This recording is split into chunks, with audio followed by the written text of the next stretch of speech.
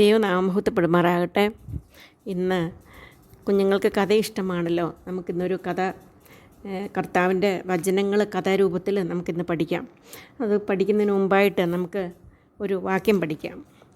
മത്തായി എഴുതിയ സുവിശേഷം 20-ാം അധ്യായത്തിൻ്റെ 28-ാം വാക്യം. മത്തായി 20:28 വാക്യം. മനുഷ്യപുത്രൻ ശുശ്രൂഷ ചെയ്യിപ്പാനല്ല, ശുശ്രൂഷിപ്പാനും അനേകർക്ക് വേണ്ടി തൻ്റെ ജീവനെ മറുവിലയായി കൊടുപ്പാനും വന്നതുപോലെ തന്നെ എന്ന് പറഞ്ഞു. ഈസി ആയിട്ടുള്ള ഒരു വാക്യമാണ്.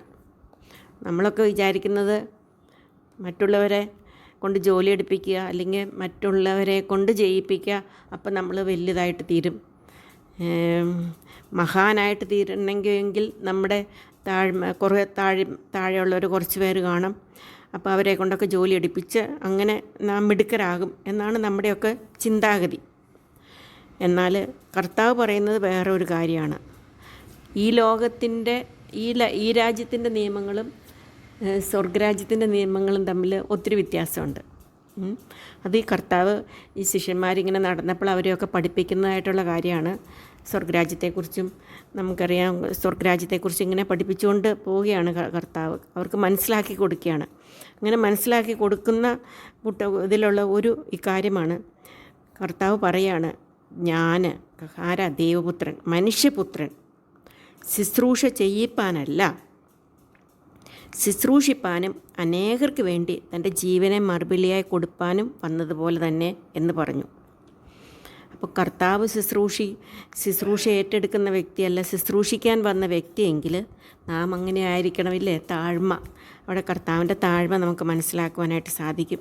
അപ്പോൾ നാമും താഴ്മയുള്ളവരായിരിക്കണം. അതാണ് ഇന്ന് ഈ വാക്യത്തിൻ്റെ അർത്ഥം നമുക്ക് മനസ്സിലാക്കുവാനായിട്ട് സാധിക്കുന്നത്. നമുക്ക് ആ വാക്യം ഒന്നും കൂടെ പഠിക്കാം. മത്തായി 20:28. മനുഷ്യപുത്രൻ ശുശ്രൂഷ ചെയ്യിപ്പാനല്ല, ശുശ്രൂഷിപ്പാനും അനേകർക്ക് വേണ്ടി തൻ്റെ ജീവനെ മറുവിലയായി കൊടുപ്പാനും വന്നതുപോലെ തന്നെ എന്ന് പറഞ്ഞു. യേശു യെരുശലേമിലേക്ക് യാത്ര ചെയ്യുകയായിരുന്നു. തൻ്റെ ശിഷ്യന്മാരെക്കുറിച്ച് സ്വർഗരാജ്യത്തെക്കുറിച്ചൊക്കെ പഠിപ്പിച്ചു കൊണ്ടായിരുന്നു ആ യാത്ര. അങ്ങനെ വന്നപ്പോൾ ഒരമ്മ അവരെ 2 മക്കളെയും, ശെബെദിപുത്രന്മാരെ 2 മക്കളെന്ന് പറഞ്ഞാൽ യാക്കോബും യോഹന്നാനും, ഈ ശെബെദിപുത്രന്മാരെയും കൊണ്ട് അമ്മയുടെ പേര് സലോമിയാന്നാണ് നമുക്ക് മനസ്സിലാക്കുവാനായിട്ട് സാധിക്കുന്നത്. അമ്മ കർത്താവിൻ്റെ അടുക്കൽ വന്നിട്ട് കർത്താവിനോട് പറഞ്ഞു, കർത്താവേ, എൻ്റെ ഈ 2 പുത്രന്മാരും, ഒരാൾ അങ്ങ് രാജാവാകും, രാജ്യം പ്രാപിച്ചു വരും, അങ്ങനെ അങ്ങ് രാജാവാകുമ്പോൾ എൻ്റെ ഒരു മകൻ ഒരു സ്ഥലത്ത് ഒരു സൈഡിലും മറ്റേ മകൻ മറ്റേ സൈഡിലും, അങ്ങനെ നിൻ്റെ വലത്തും ഇടത്തുമായിട്ട് എൻ്റെ മക്കളെ ഇരുത്തണമേ എന്ന് ആര് പറഞ്ഞു? ശെബെദിപുത്രന്മാരുടെ അമ്മ പറഞ്ഞു. 2 സ്ഥാനമേ ഉള്ളൂ കേട്ടോ. ഒരാളിരിക്കുമ്പോൾ അവർക്ക് 2 സ്ഥാനമേ ഉള്ളൂ, ഇടത്തും വലത്തും. അങ്ങനെ ഇരുത്താൻ സാധിക്കത്തുള്ളൂ. ആകെ 2 പൊസിഷൻ ഉള്ളൂ. ആ 2 പൊസിഷനും ഈ അമ്മ പറയുകയാണ് എൻ്റെ മക്കൾക്ക് കൊടുക്കണമെന്ന്. അപ്പോൾ കർത്താവ് പറഞ്ഞു, യേശു അവരോട് പറഞ്ഞു, നിങ്ങൾ യാചിക്കുന്ന എന്തെന്ന് നിങ്ങൾക്ക് അറിയത്തില്ല. അത് കഴിഞ്ഞിട്ട് വേറൊരു കാര്യം ചോദിച്ചു, ഞാൻ കുടിപ്പാനിരിക്കുന്ന പാനപാത്രം കുടിപ്പാൻ നിങ്ങൾക്ക് കഴിയുമോ എന്ന് ചോദിച്ചു. അവർ പറഞ്ഞു, ഞങ്ങൾക്ക് കഴിയും. അവർക്ക് അവരെ തന്നെ അവർക്ക് കഴിയും എന്നുള്ള ആ ഭാവം അവരിലുണ്ടായിരുന്നു. അതുകൊണ്ടാണല്ലോ കർത്താവിൻ്റെ അപ്പുറം ഇപ്പുറം ഇരിക്കണമെന്നുള്ള ആഗ്രഹം അവർക്കുണ്ടായത്. അപ്പോൾ കർത്താവ് അവരോട് പറഞ്ഞു, എൻ്റെ പാനപാത്രം നിങ്ങളും കുടിക്കും, അത് ശരിയാണ്. എന്നാൽ എൻ്റെ വലത്തും ഇടത്തും ഇരിക്കാനുള്ളത് ആർക്ക് വേണ്ടി ഒരുക്കിയിരിക്കുന്നുവോ അവർക്ക് കിട്ടും. അത് നിശ്ചയിക്കുന്നത് എൻ്റെ പിതാവാണ്, ഞാനല്ല നിശ്ചയിക്കുന്നത്.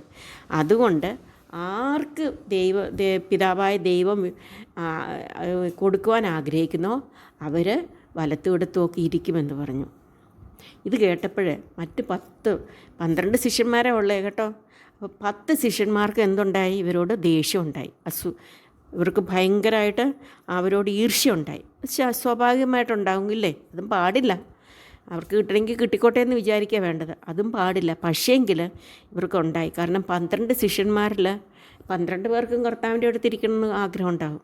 അപ്പം രണ്ട് പൊസിഷനും ഒരു സലോമിയുടെ മക്കൾക്ക് തന്നെ കിട്ടണം എന്നുള്ള ആഗ്രഹം ഉണ്ടായപ്പോൾ അവർക്ക് ഈർഷ്യയുണ്ടായി. അപ്പോൾ കർത്താവ് ഈർഷ്യ മറ്റേ 2 സഹോദരന്മാരോടും കാണിച്ചു. അപ്പോൾ കർത്താവ് അവരെ അടുക്ക വിളിച്ചിട്ട് പറഞ്ഞു, ഇത് നിങ്ങളുടെ ഉള്ളിൽ കർത്തൃത്വം നടത്തുന്നത് ആരാ? ഈ ജാതികളുടെ അധിപന്മാരാണ്. ആ ആറ്റിറ്റ്യൂഡ് കൊണ്ടാണ്, ഈ ലോകത്തിൻ്റെ ആറ്റിറ്റ്യൂഡ് കൊണ്ടാണ് നിങ്ങൾ ഇങ്ങനെ ചിന്തിക്കുന്നത്. അപ്പം നിങ്ങൾ അങ്ങനെ ആകരുത്. നിങ്ങൾ സ്വർഗരാജ്യത്തിൻ്റെ അംഗങ്ങളാണ്, നിങ്ങൾ ദൈവരാജ്യത്തിൻ്റെ അംഗങ്ങളാണ്. നിങ്ങളിൽ ഇങ്ങനെയുള്ള ചിന്താഗതി വരാൻ പാടില്ല. ഞാൻ വലിയവനാകണം, എനിക്ക് കിട്ടണം എന്നുള്ള ചിന്താഗതി കാണില്ല. നിങ്ങളിൽ മഹാനാകുവാൻ ഇച്ഛിക്കുന്നവനല്ല എന്ത് ചെയ്യണം? ശുശ്രൂഷക്കാരനാകണം. ഒന്നാമൻ ആകണമെന്ന് ഇച്ഛിക്കുന്നവൻ എന്ത് ആകണം? ദാസനായിരിക്കണം. അപ്പം നമ്മൾ ഒന്നാമൻ വേണം, ഫസ്റ്റ് വേണം എല്ലാ കാര്യത്തിലെന്ന് വിചാരിച്ചു കഴിഞ്ഞാൽ നമ്മൾ ആരാകണം എന്നാണ് ദൈവം പറയുന്നത്? ദാസനാകണം എന്നുള്ളതാണ്. അത് കഴിഞ്ഞിട്ട് കർത്താവ് അവരോട് പറഞ്ഞു, കർത്താവിനെ തന്നെ പറഞ്ഞു, കർത്താവ് മനുഷ്യപുത്രൻ, കർത്താവ് ശുശ്രൂഷ ചെയ്യിപ്പാനല്ല ശുശ്രൂഷിപ്പാനും അനേകർക്ക് വേണ്ടി തൻ്റെ ജീവനെ മറുവിലയായി കൊടുപ്പാനും അത്രേ വന്നതെന്ന് പറഞ്ഞു. അപ്പോൾ കർത്താവ് പറയാണ്, ഞാൻ വന്നത് ഈ ലോകത്തിൽ മറ്റുള്ളവരെ ഭരിക്കാനും മറ്റുള്ളവരെ മഹാനാകുവാനൊന്നും ആഗ്രഹിച്ചല്ല വന്നത്. ഞാൻ വന്നത് എന്തിനു വേണ്ടിയാണ്? ശുശ്രൂഷിപ്പാൻ, മറ്റുള്ളവരെ ശുശ്രൂഷിപ്പാനും എൻ്റെ ജീവനെ മറുവിലയായിട്ട് കൊടുത്ത് അനേകരെ രക്ഷിപ്പാനുമായിട്ടാണ് വന്നത്. അപ്പോൾ നമുക്ക് ആ വാക്യം ഒന്നും കൂടെ പഠിക്കാം. മത്തായി 20:28 വാക്യം. മനുഷ്യപുത്രൻ ശുശ്രൂഷ ചെയ്യിപ്പാനല്ല ശുശ്രൂഷിപ്പാനും അനേകർക്ക് വേണ്ടി തൻ്റെ ജീവനെ മറുവിലയായി കൊടുപ്പാനും വന്നതുപോലെ തന്നെ എന്ന് പറഞ്ഞു. ഇതിൽ അനേക ഗുണപാഠങ്ങൾ നമുക്ക് പഠിക്കാനായിട്ടുണ്ട്. ഒന്നാമതായിട്ട് ശബദിപുത്രന്മാരുടെ അമ്മയുടെ ആഗ്രഹം ശരിയായിരുന്നില്ല. നാം കർത്താവിനോട് ഒരു കാര്യം ചോദിക്കുമ്പോൾ ശരിയായ കാര്യങ്ങൾ ചോദിക്കുവാനായിട്ട് നാം പഠിക്കണം. രണ്ടാമത്, ഉന്നത ഭാവത്തേക്കാൾ കർത്താവ് മാനിക്കുന്നത് താഴ്മ മനോഭാവമാണ്. മൂന്നാമതായിട്ട്, നമ്മുടെ ജീവിതത്തിൽ കർത്താവ് എന്താഗ്രഹിക്കുന്നോ അതിൽ നാം സന്തോഷിക്കുവാനായിട്ട് പഠിക്കണം. അല്ലാതെ നമുക്ക് ഉന്നതരാകണം അല്ലെങ്കിൽ നമുക്ക് ഫസ്റ്റ് കിട്ടണം എന്നുള്ള ആഗ്രഹം നമ്മളിൽ പാടില്ല. നാലാമതായിട്ട്, നമ്മുടെ കർത്താവ് നമ്മൾക്ക് എല്ലാറ്റിനും മാതൃകയാണ്. കർത്താവ് ഒരു ശുശ്രൂഷക്കാരനായി മറ്റുള്ളവരെ ശുശ്രൂഷിച്ചുവെങ്കിൽ നമ്മുടെ ജീവിതവും ഭരിക്കുവാനുള്ളതല്ല, ശുശ്രൂഷിക്കുവാനുള്ളതാണെന്ന്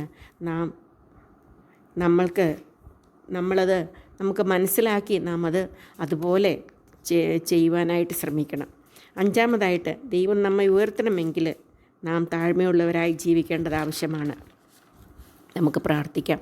സ്നേഹവാനായ ദൈവമേ, ഞങ്ങൾക്ക് തന്ന പാഠത്തിനായിട്ട് ഞങ്ങൾ നിന്നെ സ്തുതിക്കുന്നു. കർത്താവെ, കർത്താവ് എന്ത് ഞങ്ങളുടെ ജീവിതത്തിൽ ആഗ്രഹിക്കുന്നു അതനുസരിച്ച് ജീവിപ്പാൻ ഞങ്ങളെ സഹായിക്കണം.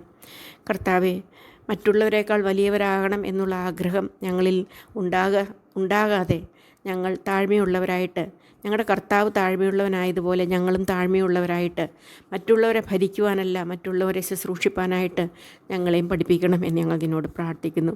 ഞങ്ങളുടെ മാതാപിതാക്കന്മാരെ അനുഗ്രഹിക്കണമേ, അവർക്ക് ആവശ്യമായ കൃപ കൊടുക്കണമേ. നല്ല കുട്ടികളായിട്ട് കർത്താവിൻ്റെ കുഞ്ഞുങ്ങളായിട്ട് ജീവിപ്പാൻ ഞങ്ങളെ സഹായിക്കണമേ.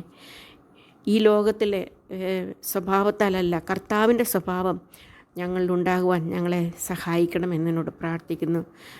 പരീക്ഷയിൽ ഞങ്ങളെ വിടുവിക്കണമേ. ഞങ്ങളുടെ പ്രാർത്ഥന കേട്ടതുകൊണ്ട് സ്തോത്രം. എല്ലാം യേശു കർത്താവിൻ്റെ നാമത്തിൽ താഴ്മയും വിനയമായിട്ട് അപേക്ഷിക്കുന്നു. കർത്താവ് കേട്ടതുകൊണ്ട് സ്തോത്രം. ആമേൻ. കുഞ്ഞുങ്ങൾക്ക് കഥ ഇഷ്ടപ്പെട്ടെങ്കിൽ എന്ത് ചെയ്യണം? ഷെയർ ചെയ്യണം. മാത്രമല്ല സബ്സ്ക്രൈബ് ചെയ്യണം.